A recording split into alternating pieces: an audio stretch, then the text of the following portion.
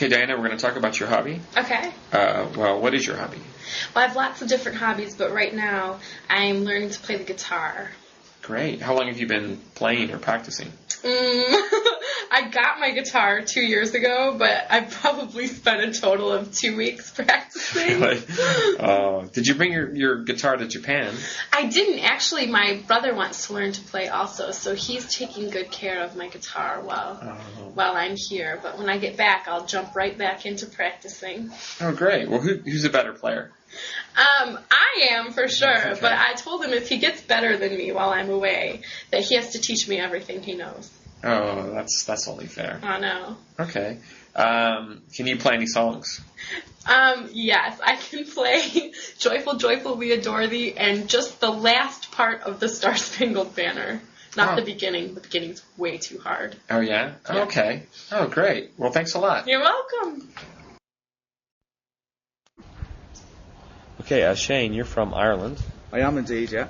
Where are you from in Ireland? I'm from a small town about 30 miles away from Dublin called Enfield, where there's plenty of cows and farmers and all this type of thing. So it's a good place. Lots of green fields, no mountains. A very small town, you know. I'd say there's about probably 2,000 people living there. Oh, wow. But I actually live outside the town, so I live, you know, I've got sort of a bungalow house, sort of far away from the town, so that's where I'm living. Well, that's where I was living. I was living in Dublin, though, it's the capital, but I'm originally from about a sort of rural towns, you might say. Okay. What's the best thing about your town?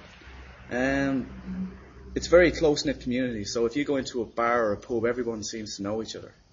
You know, so whether you have young people who interact with people who are, I don't know, 50, 60 years of age, and let's say people playing football and all this type of thing, there's lots of interaction between people, so everyone seems to know each other. Oh, cool. Thanks, Shane. Hello, Daniela. How are you tonight? Hi, Todd. I'm fine, thanks. Now, you were showing me a picture of a horse. Yes. Okay, so, and you were saying that female horses and male horses are different. They behave different to me. So maybe it's just my imagination, or not. But female horses, mares, are kind of cold and aggressive towards me because I'm a female and I kind of compete over the male coach's affection.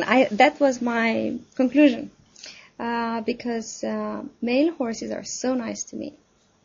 So you're saying a horse can tell if it's a man or a woman rider. Exactly. My horse can do that. She's more affectionate towards men. Really? Yeah. And she's a female. So if I'm going to go horse riding for the first time and I'm a male, you don't have to worry because the coach will make sure the horse will behave and it will fear the coach at least and won't do anything wrong to you.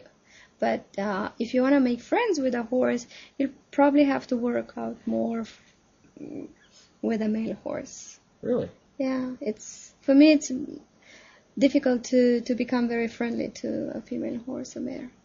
Wow. Maybe it's just my impression. Maybe it's not true, but yeah, that's my conclusion so far. Wow. Well, that's good to know. Thanks. Okay, Alex, when you were little, what did you like to do? When I was small and I was in junior high school, we used to like playing soccer with my friends. Actually in Kenya, what's different from other countries, like we used to make our own soccer ball to play. It was very easy. Wow. How do you make the soccer ball? We used to like collect like plastic papers, then we used to bind them with string, just around them, then make something round. Wow. So it's like we didn't have to spend any money. Wow, that's ingenious. That's great. Yeah. Man.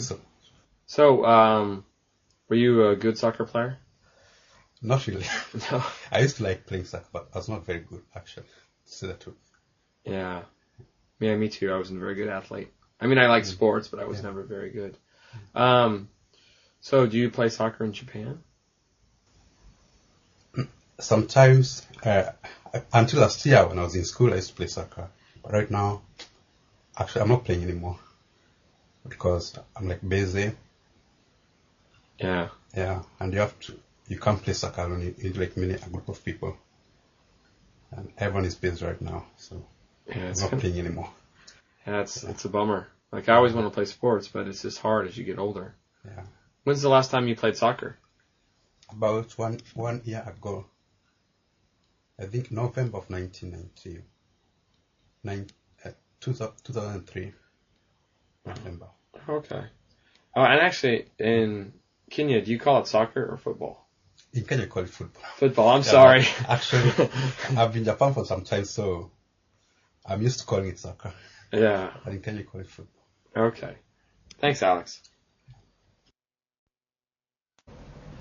Okay, hello, Hisa. Hi, Bob. How are you doing? Fine, thanks. And you? I'm doing pretty good. Good. Now, Hisa, you were telling me that you have a concern about Japan. Yes. And what is your concern? It's a vending machine. Vending machines. Yes. Okay, can you talk a little about that? Yes.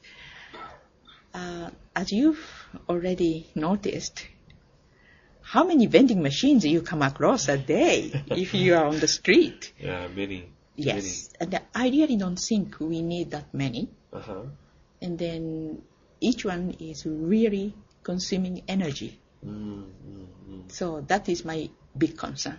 Okay, so what would you like to see happen in Japan with the vending machines?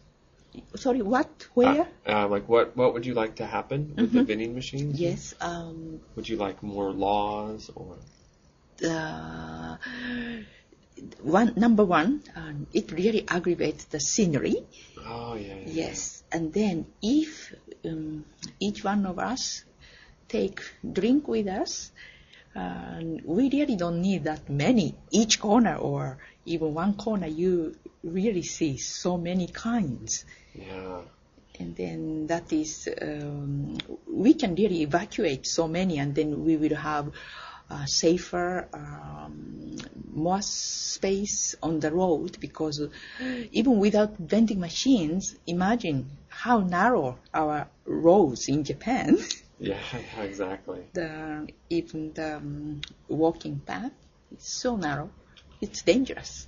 Yeah, and you were saying that you actually can see vending machines in very strange places in Japan, like very, very far places in the countryside. Yes. Wow. So just one example is on the summit of Mount Fuji. Wow. Yes, it's a shame. All the way on the top of Mount Fuji? Yes. So Yeah. those mountain climbers are talking that don't make our mountains like Mount Fuji. Yeah. In other words, we dare not to put another vending machine on the top of other mountains. Yeah. Because why we need it?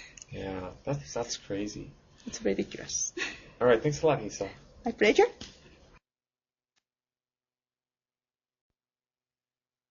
Okay, hello. Could you say your name, please?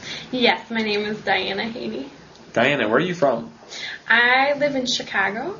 Great, Chicago. Yep. How long have you lived in Chicago? Actually, only for a year. I'm mostly a Midwestern girl. I've lived all over the Midwest. Okay. Like what places in the Midwest? I was born in Iowa, and I lived in Indiana after that, and then I moved to Illinois, and then I grew up mostly in Michigan. But now I live in Chicago, and I love it. Okay, so Chicago is your favorite place. Yes. Okay, why do you like Chicago? It's busy. Everyone in Chicago is always busy, and they're doing their own thing, and it's just fun to be in such an exciting atmosphere. Okay. Does Chicago have a lot of good food, a lot of good restaurants? Yes. If you like to eat, Chicago's a good place to go. My favorite place is the Taco Burrito Palace. Taco Burrito Palace. Yeah. Wow. Okay, sounds good. Thanks a lot. You're welcome. So, Hi, Todd. hey, how's it going, Howard? So I heard that you're really into motorcycles. Oh, yes, I love motorcycles. I've been riding motorcycles since I was 15 years old. Oh, really? Yeah. Wow. So Yeah. what's the allure of motorcycles? Freedom. I like the fresh air. Uh-huh. I like being out on my own. And I just like the feeling of riding on a bike. It's like a bicycle without having to pedal, and you go a lot faster. Yeah, that's for sure. Do you have any good motorcycle stories? About 10,000 of them. Well, like, have you ever taken a special trip on a motorcycle? I've been all over the east coast of the United States, from Pennsylvania to Florida on a motorcycle. Oh, wow. I've traveled many times and many different kinds of roads and taken all kinds of camping trips on bikes. Wow, sounds great. So do you usually travel alone or Almost a group? Almost always I go alone. Uh-huh. Some guys like to travel together, but I found that I enjoyed it by myself most of all. Oh, really? Yeah. Oh, wow. Don't you get kind of lonely? Never. No? There's always a new adventure on every trip.